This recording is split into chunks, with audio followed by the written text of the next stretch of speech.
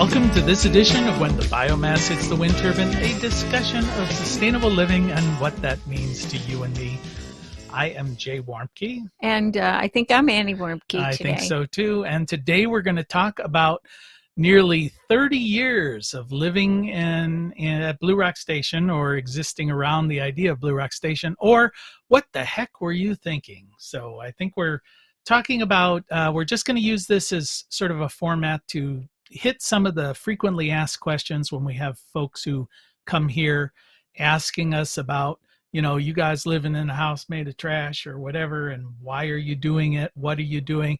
So we thought this would be a good platform, at least to motivate us through some ideas to hit on them. So take it away, Annie.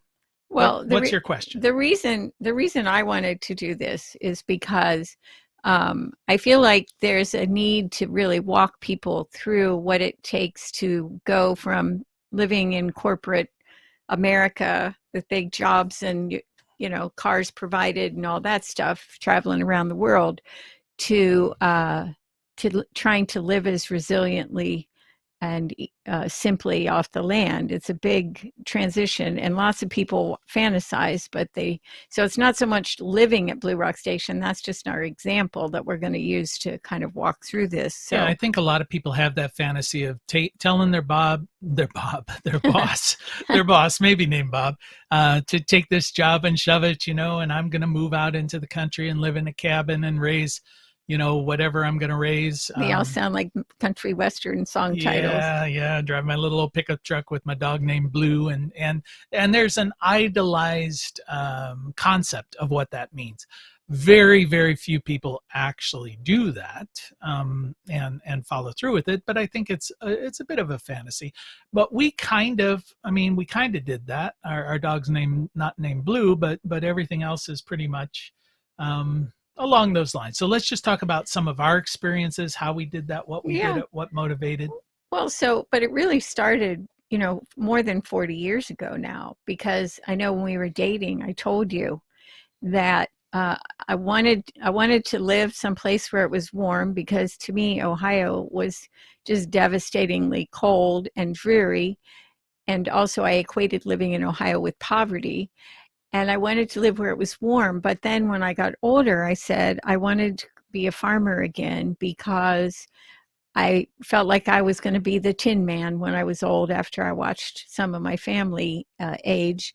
And I thought, the Tin Man, if he stops, he just locks up. And that's what I thought would happen to me as an old woman. So that was what I told you, is, that's where I'm walking to. I'm going to be in that place when I'm getting old. And so at some point, I think it had to do with our grandchild, when we realized we were going to be grandparents, which is well over 40 years ago.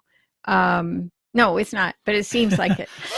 I was thinking, she's only 27. Okay, but 40 years ago. But anyway, so 27 years, actually almost 28 years ago, we were going to be grandparents. We are grandparents now.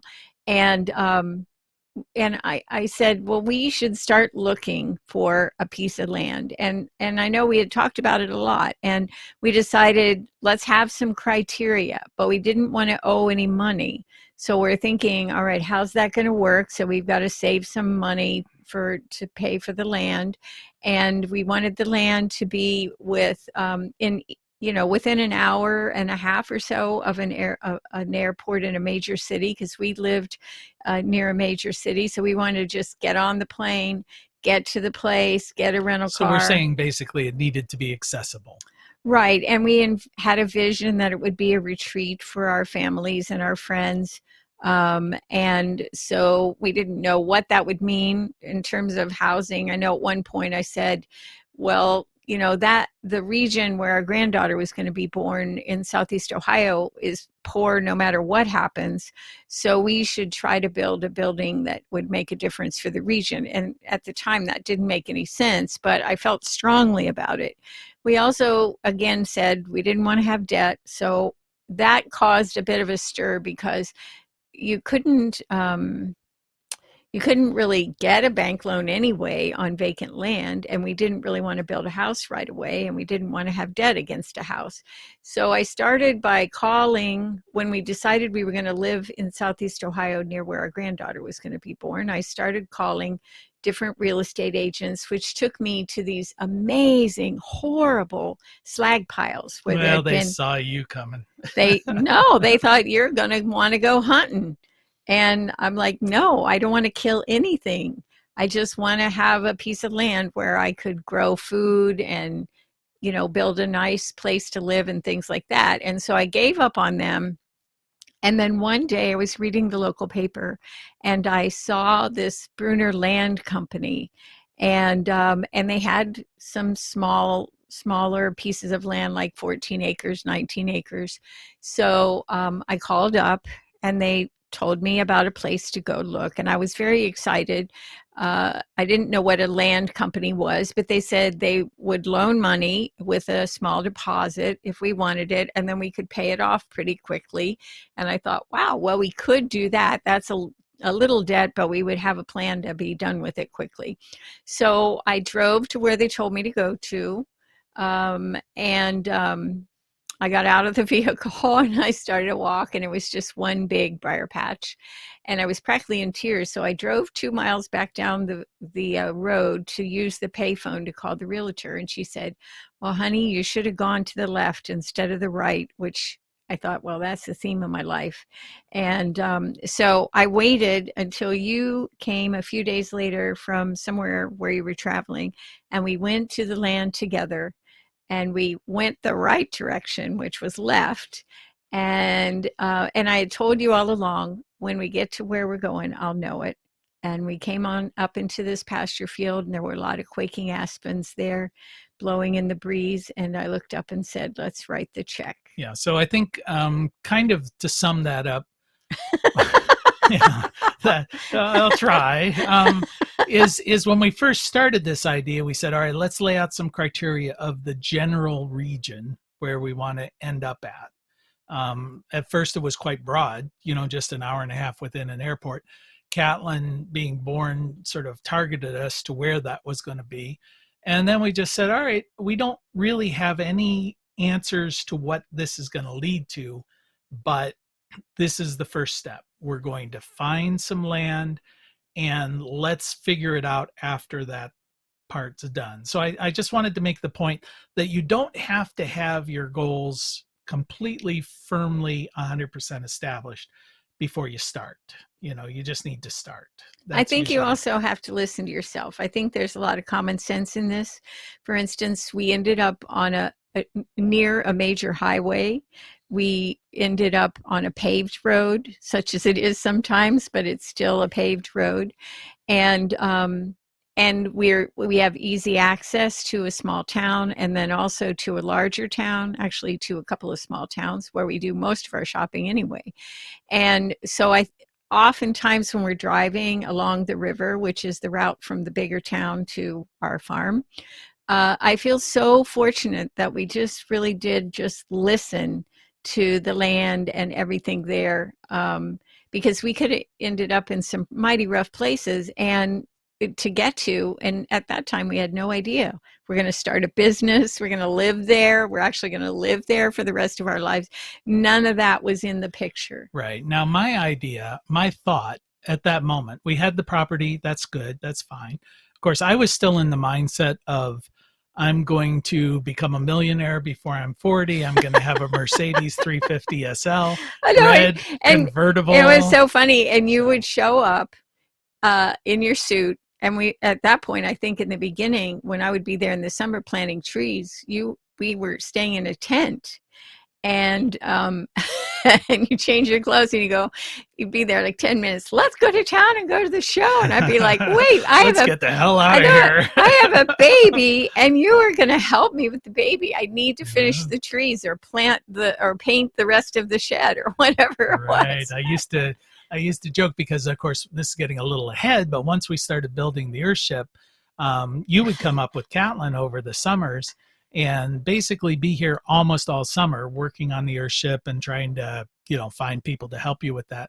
And then I would fly up Friday night from some from place, Tampa, usually the rest of the world. Yeah, and get here, drive in, spend the weekend working on whatever things you had stored up for me, and then I'd be thinking by Sunday night, man, I need to get back to work Have a where I vacation. can rest. Man, this is terrible. You would say that all So the time. it was so sustainable because I'm flying halfway across the country on Friday, flying back home on Sunday.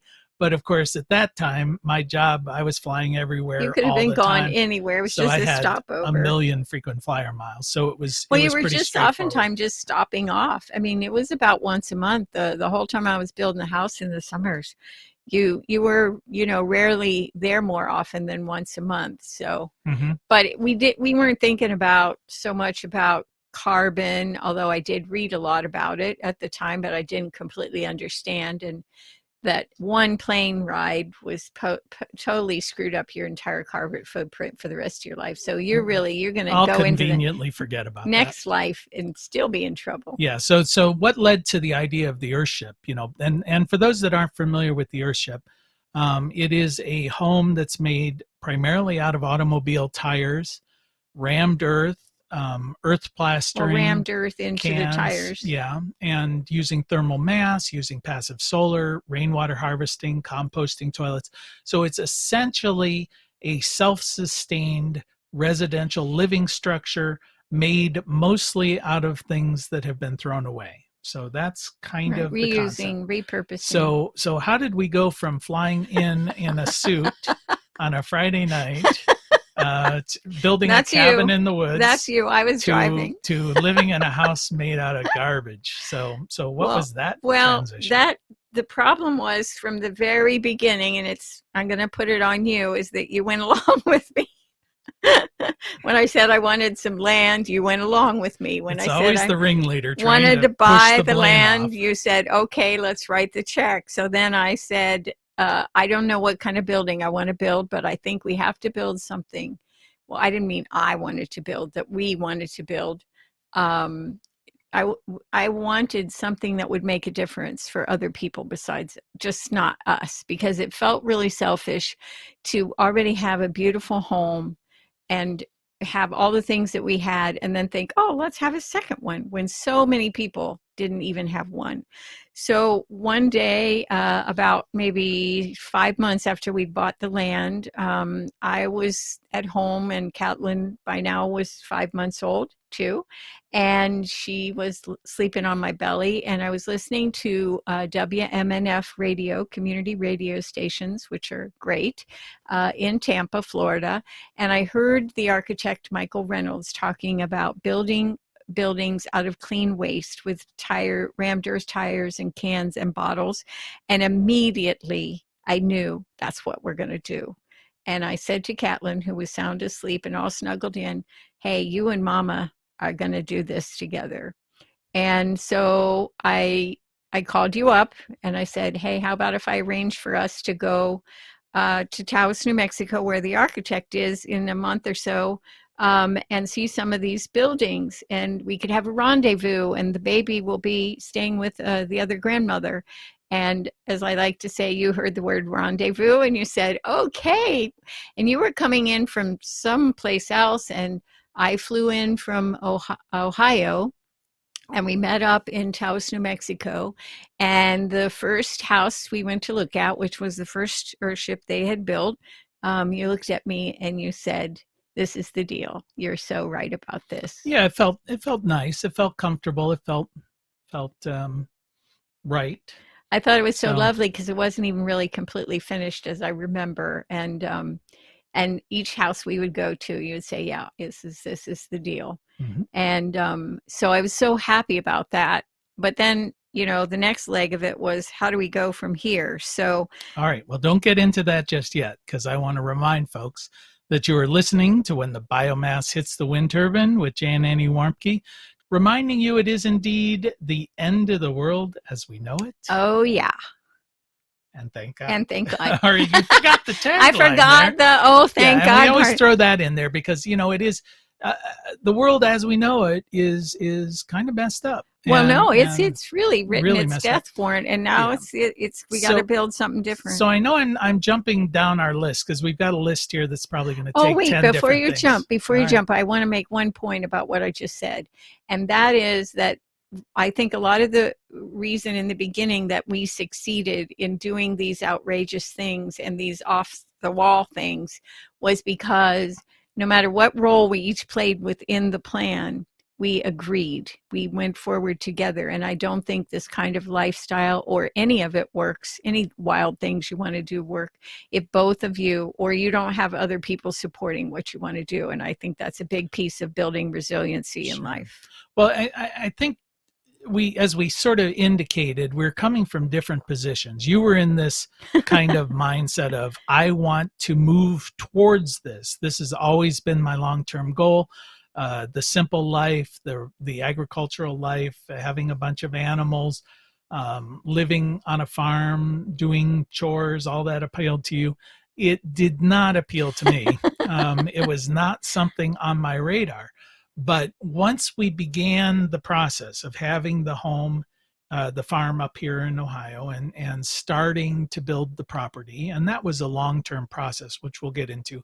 But um, there were little glimpses of, you know what, I could do this. I could like Oh, this. like what glimpse? Well, I don't know. I mean, who knows? You wake up and you see a bluebird or whatever. And I began to sort of, it was that kind of subversive thing where suddenly the chink in the armor and you start.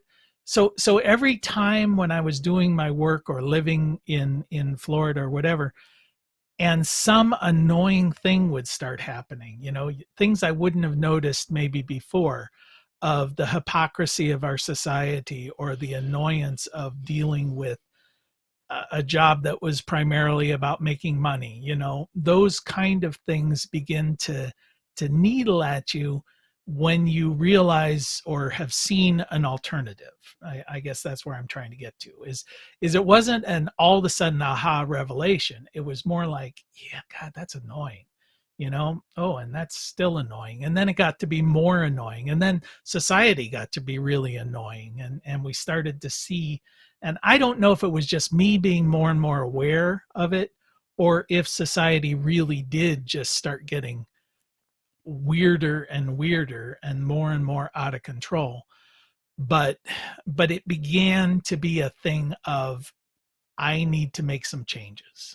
Well, one thing that you did say almost from the beginning, which was very helpful to both of us as kind of a mantra in terms of our planning, is you said, this is our bunker. This is our bank account.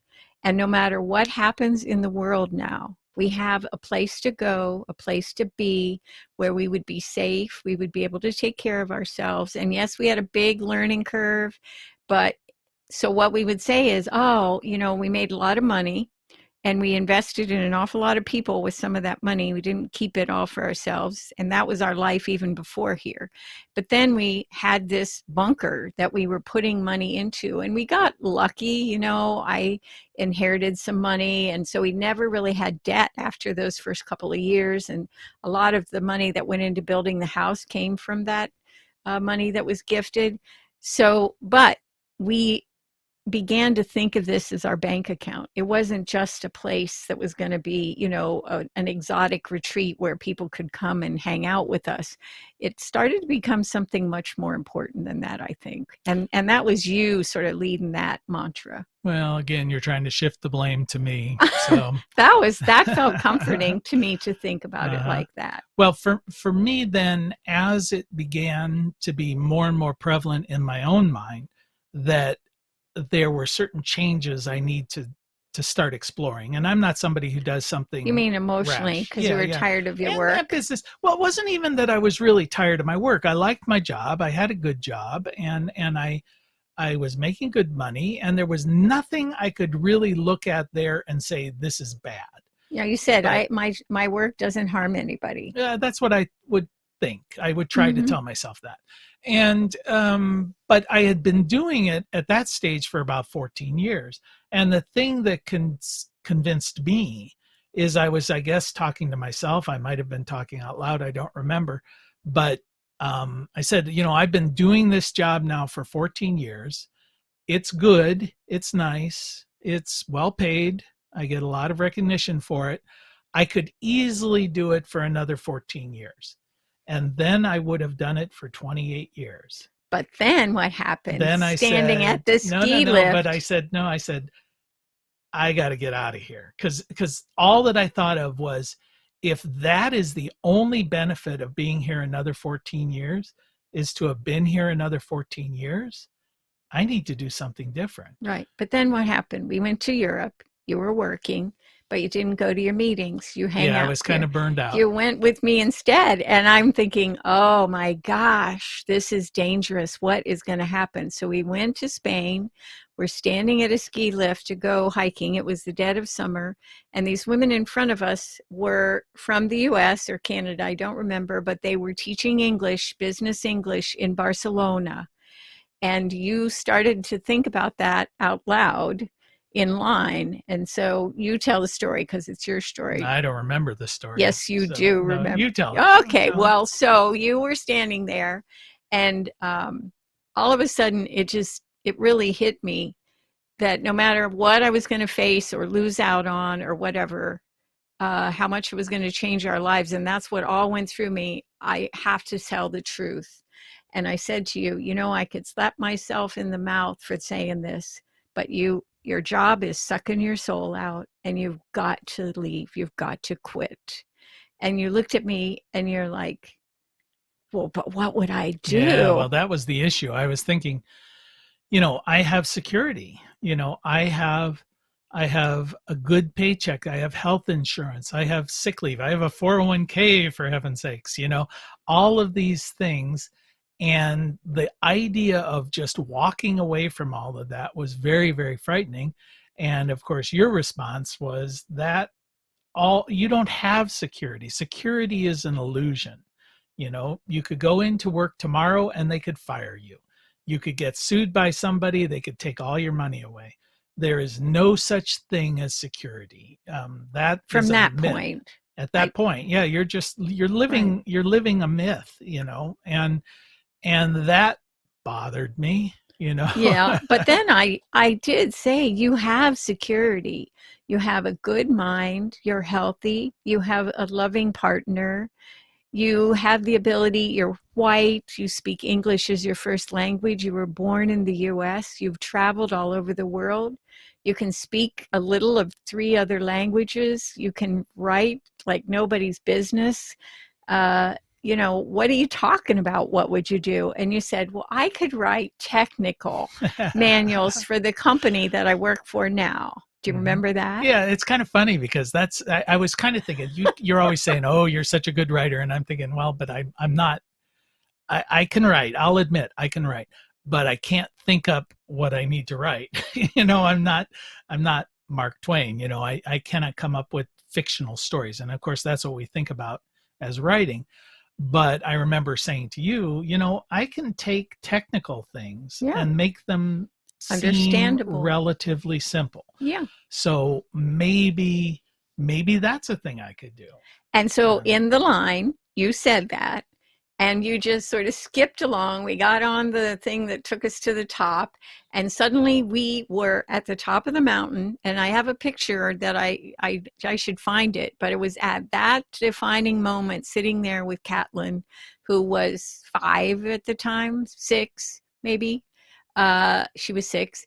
We're sitting there, and we knew where we were going. We didn't know how we were going to get there. We didn't know what was going to happen, but we knew this is the defining moment. We've laid the gauntlet down. We're going to leave it all behind. And then after that, sort of all hell broke loose. But we made some decisions, some very basic decisions, a timeline. We created a timeline. We created a plan. And it started to really feel like relief, even though it was harsh. It just felt awful to leave things behind. Most people know when they're on the wrong path. Do they? I think they do, unconsciously or consciously. They're not happy in what they're doing. And for me and for you, we were kind of going, listen, life's not in a dress rehearsal. You don't want to waste another 14 years doing something that's okay. You want to do something that's great. You want to do what you really want to do. And so that, I think the idea of saying, okay, I'm feeling like things aren't exactly right. And I think that moment, but it took a while to get there. It took a lot of finagling and planning. But at that point, you then begin to say, you know what? Now I've really in my mind made the commitment to leave. And that was difficult because then I was gone. You know, at that point, you're just gone. You're still there, but you're gone. Yeah. And that became a difficult period. I know, but it was good. But I want to say that all of that was what was valuable to you. But the only thing that mattered to me was that I wanted to look up every day and see you there being healthy and feeling good about yourself. And that's all I cared about. You're my bank account.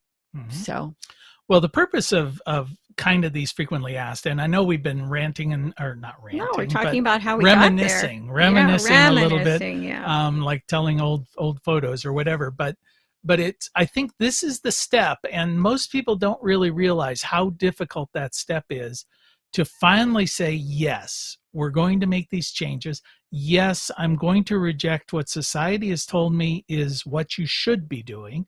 And usually society is wrong. I mean, about everything, they're just wrong. So you have to at some point go, listen, I'm going to reject this foolish notion of security. I'm going to reject this foolish notion that my status is tied up in what I do, not who I am. That's a big thing for Americans.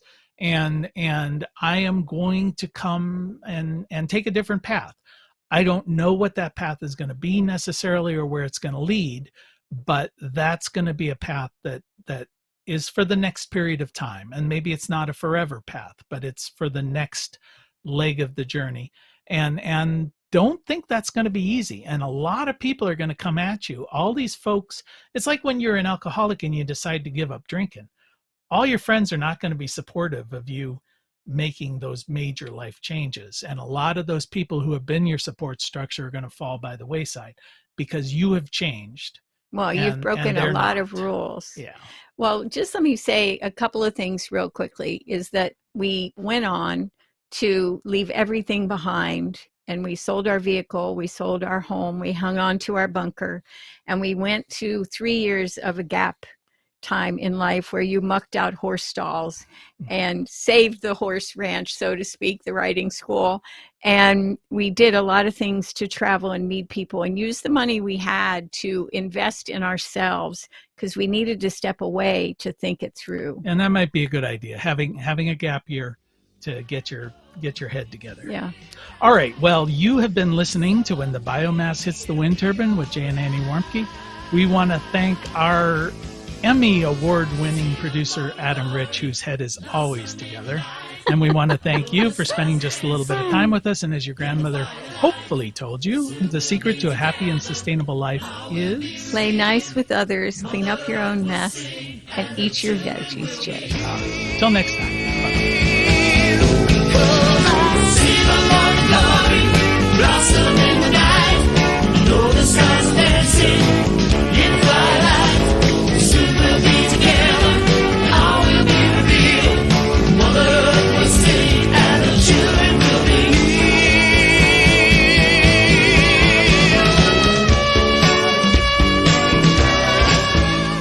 You can find more information on living sustainably in our unsustainable world at bluerockstation.com.